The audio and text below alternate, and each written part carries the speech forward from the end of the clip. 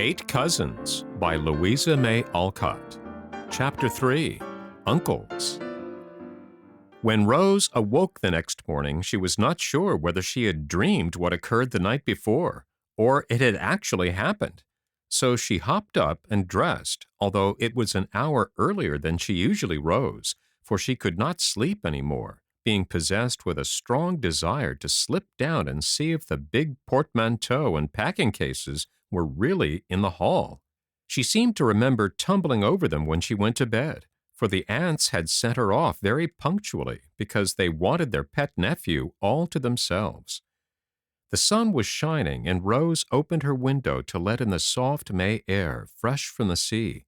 As she leaned over her little balcony, watching an early bird get the worm, and wondering how she could like Uncle Alec, she saw a man leap the garden wall and come whistling up the path. At first, she thought it was some trespasser, but a second look showed her that it was her uncle returning from an early dip into the sea. She had hardly dared to look at him the night before, because whenever she tried to do so, she always found a pair of keen blue eyes looking at her.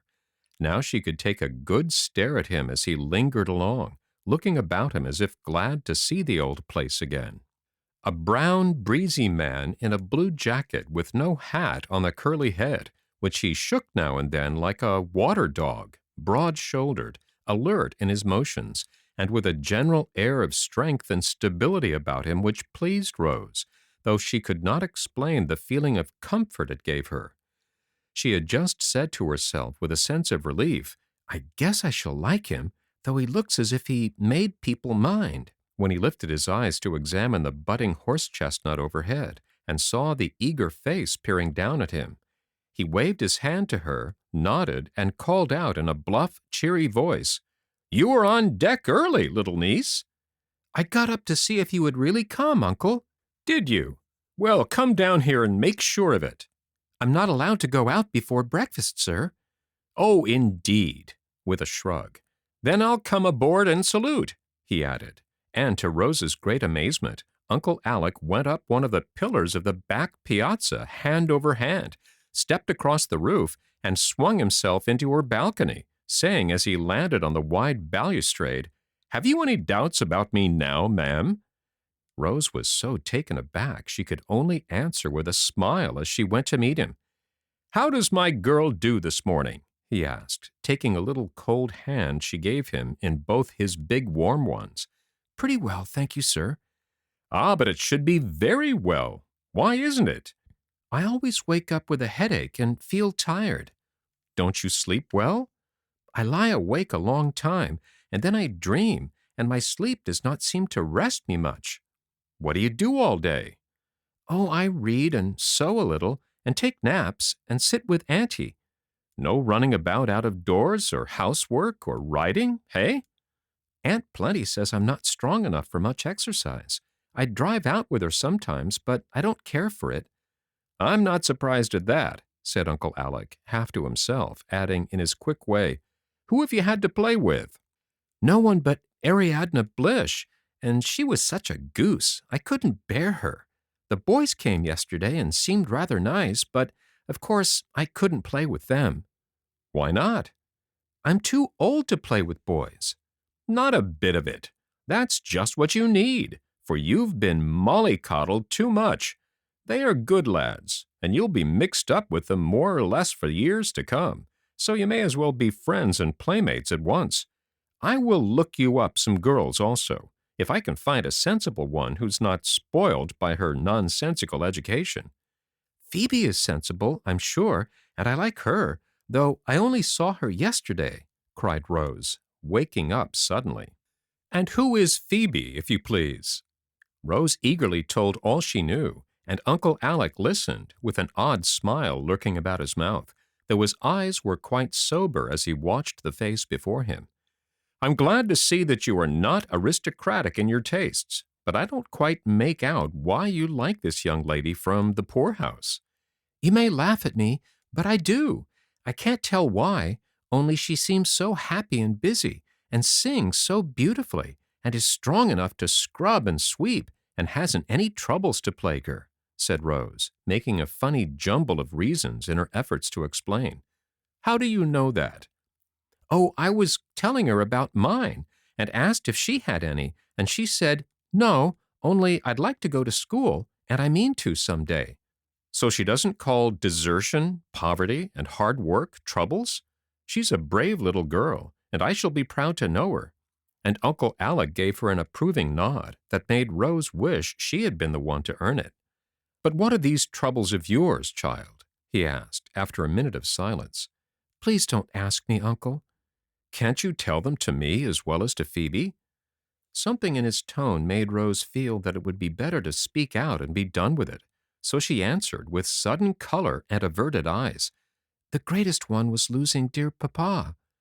As she said that, Uncle Alec's arm came gently around her, and he drew her to him, saying in the voice so like Papa's, That is a trouble which I cannot cure, my child, but I shall try to make you feel it less. What else, dear? I am so tired and poorly all the time. I can't do anything I want to, and it makes me cross, sighed Rose, rubbing the aching head like a fretful child. That we can cure, and we will, said her uncle, with a decided nod that made the curls bob on his head, so that Rose saw the gray ones underneath the brown. Aunt Myra says I have no constitution and never shall be strong, observed Rose in a pensive tone, as if it was rather a nice thing to be an invalid. Aunt Myra is an excellent woman, but it is her hobby to believe that everyone is tottering on the brink of the grave, and upon my life, I believe she is offended if people don't fall into it. We will show her how to make constitutions and turn pale-faced little ghosts into rosy, hearty girls. That's my business, you know, he added more quietly, for his sudden outburst had rather startled Rose. I had forgotten you were a doctor. I'm glad of it, for I do want to be well, only I hope you won't give me much medicine, for I've taken quarts already, and it does me no good. As she spoke, Rose pointed to a little table just inside the window, on which appeared a regiment of bottles. Aha! Now we'll see what mischief these blessed women have been at. And making a long arm, Dr. Alec set the bottles on the wide railing before him, examined each carefully, smiled over some, frowned over others, and said as he put down the last, Now I shall show you the best way to take these messes. And as quick as a flash, he sent one after another smashing down into the posy beds below. But Aunt Plenty won't like it, and Aunt Myra will be angry, for she sent most of them, cried Rose, half frightened and half pleased at such energetic measures. You are my patient now, and I'll take the responsibility. My way of giving physic is evidently the best, for you look better already, he said, laughing so infectiously that Rose followed suit, saying saucily, If I don't like your medicines any better than those, I shall throw them into the garden, and then what will you do? When I prescribe such rubbish, I'll give you leave to pitch it overboard as soon as you like. Now, what is the next trouble? I hoped you would forget to ask. But how can I help you if I don't know them? Come, let's have number 3. It is very wrong, I suppose, but I do sometimes wish I had not quite so many aunts. They are all very good to me, and I want to please them, but they are so different. I feel sort of pulled to pieces among them, said Rose, trying to express the emotions of a stray chicken with 6 hens all clucking over it at once. Uncle Alec threw back his head and laughed like a boy, for he could entirely understand how the good ladies had each put in their oar and tried to paddle her own way, to the great disturbance of the waters and the entire bewilderment of poor Rose. I intend to try a course of uncles now, and see how that suits your constitution. I'm going to have you all to myself, and no one is to give a word of advice unless I ask it. There is no other way to keep order aboard, and I am captain of this little craft, for a time at least. What comes next? But Rose stuck there and grew so red her uncle guessed what that trouble was. I don't think I can tell this one. It wouldn't be polite, and I feel pretty sure that it isn't going to be a trouble any more. As she blushed and stammered over these words, Dr. Alec turned his eyes away to the distant sea and said so seriously, so tenderly, that she felt every word and long remembered them. My child, I don't expect you to love and trust me all at once, but I do want you to believe that I shall give my whole heart to this new duty, and if I make mistakes, as I probably shall, no one will grieve over them more bitterly than I. It is my fault that I'm a stranger to you, when I want to be your best friend. That is one of my mistakes, and I never repented it more deeply than I do now. Your father and I had a trouble once, and I thought I could never forgive him, so I kept away for years. Thank God we made it all up the last time I saw him, and he told me then that if he was forced to leave her, he should bequeath his little girl to me as a token of his love. I can't fill his place, but I shall try to be a father to her, and if she learns to love me half as well as she did the good one she has lost, I shall be a proud and happy man. Will she believe this and try?" Something in Uncle Alec's face touched Rose to the heart, and when he held out his hand with that anxious, troubled look in his eyes, she was moved to put up her innocent lips and seal the contract with a confiding kiss. The strong arm held her close a minute, and she felt the broad chest heave once as if with a great sigh of relief, but not a word was spoken till a tap at the door made both start. Rose popped her head through the window to say, "Come in," while Dr. Alec hastily rubbed the sleeve of his jacket across his eyes and began to whistle again. Phebe appeared with a cup of coffee. "Debbie told me to bring you this, and to help you get up," she said, opening her black eyes wide, as if she wondered how on earth the sailor man got there. "I'm all dressed, so I don't need any help. I hope that is good and strong," added Rose, eyeing the steaming cup with an eager look. But she did not get it, for a brown hand took possession of it as her uncle said quickly, "Hold hard, my lass, and let me overhaul that dose before you take it. Do you drink all this strong coffee every morning, Rose?" "Yes, sir, and I like it. Auntie says it tones me up, and I always feel better after it." "This accounts for the sleepless nights, the flutter your heart gets into at the least start, and this is why that cheek of yours is pale yellow instead of rosy red.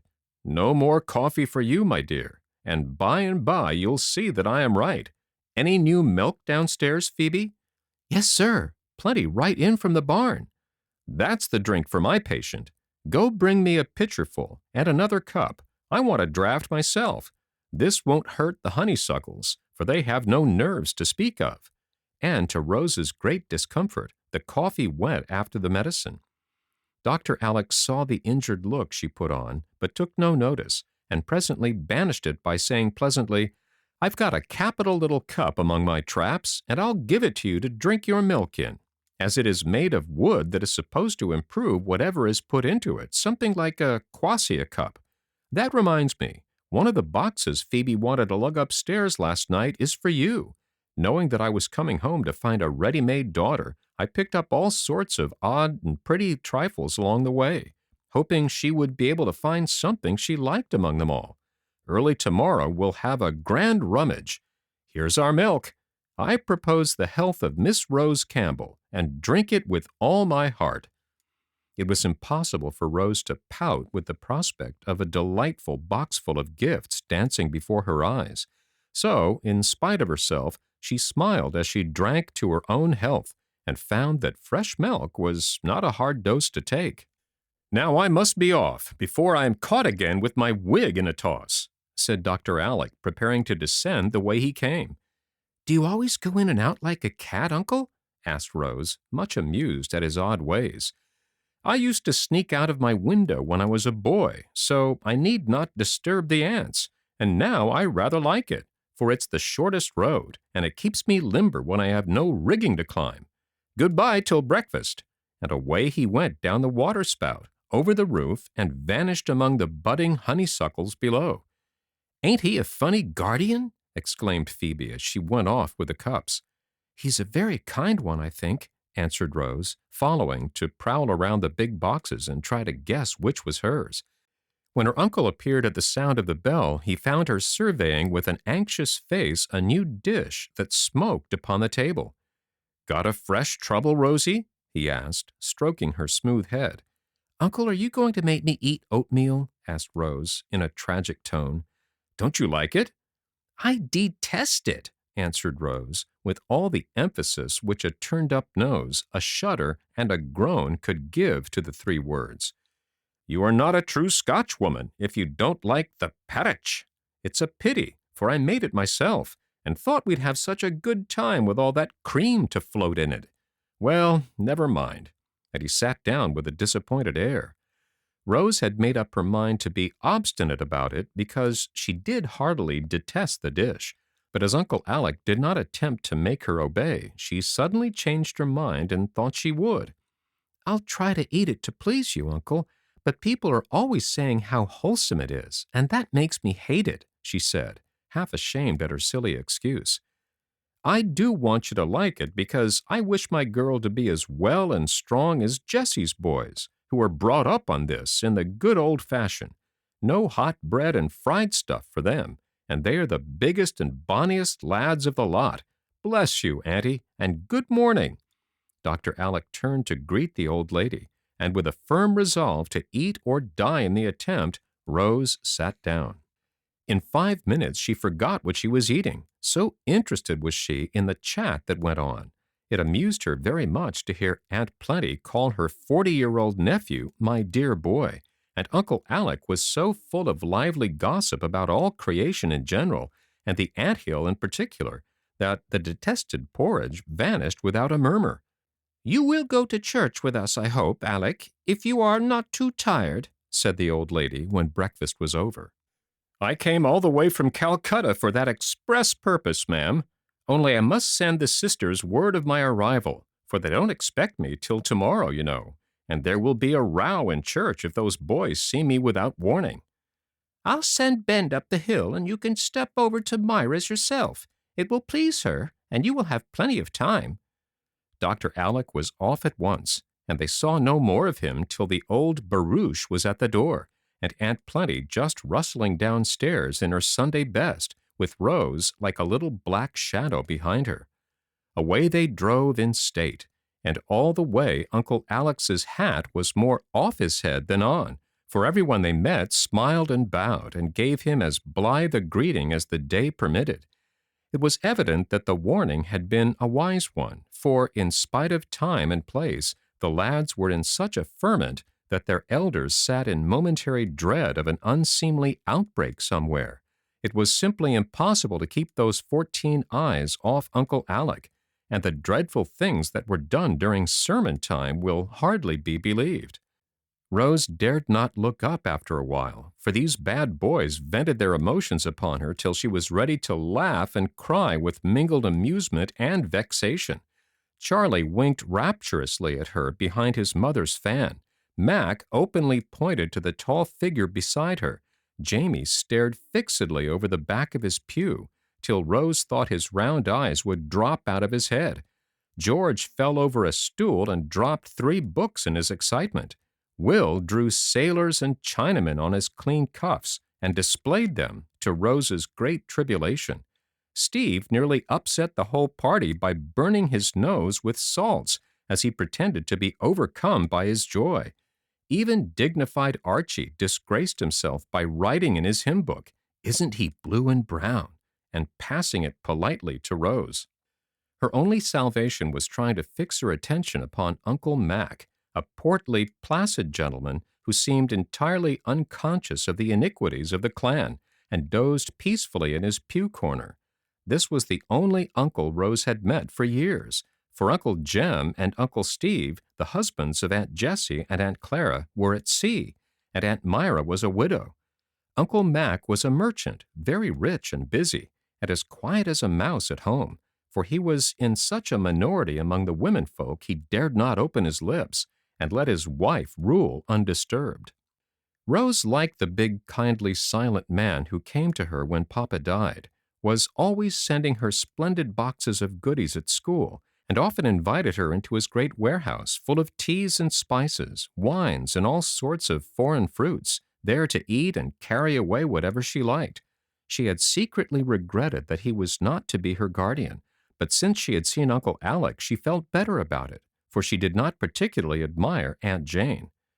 When church was over, Dr. Alec got into the porch as quickly as possible, and there the young bears had a hug all around, while the sisters shook hands and welcomed him with bright faces and glad hearts. Rose was nearly crushed flat behind a door in that dangerous passage from pew to porch, but Uncle Mac rescued her and put her into the carriage for safekeeping. "Now, girls, I want you to come and dine with Alec. Mac also, of course, but I cannot ask the boys, for we did not expect this dear fellow till tomorrow, you know, so I made no preparations. Send the lads home and let them wait until Monday, for really I was shocked at their behavior in church," said Aunt Plenty, as she followed Rose. In any other place, the defrauded boys would have set up a howl. As it was, they growled and protested till Dr. Alec settled the matter by saying, "Never mind, old chaps. I'll make it up to you tomorrow, if you sheer off quietly. If you don't, not a blessed thing shall you have out of my big boxes."